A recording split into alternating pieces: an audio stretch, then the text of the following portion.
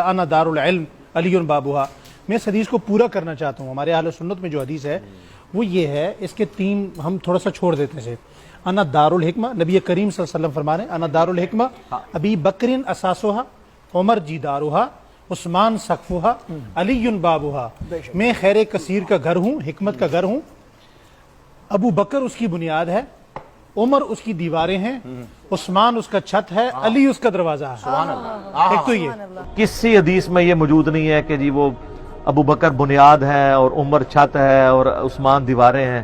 ہاں، یہ جو آخری حصہ ہے نا وہ ترمذی میں ہے کہ میں علم کا شہر ہوں، میں حکمت کا شہر ہوں، علی اس کا دروازہ ہے، لیکن وہ بھی روایت اصول محدثین پہ کمزور ہے، امام ترمذی نے خود جرح کی ہے اس پہ، لیکن اپنی مقدمے میں یہ بات درست ہے مولا علی کے حوالے سے جو ہے۔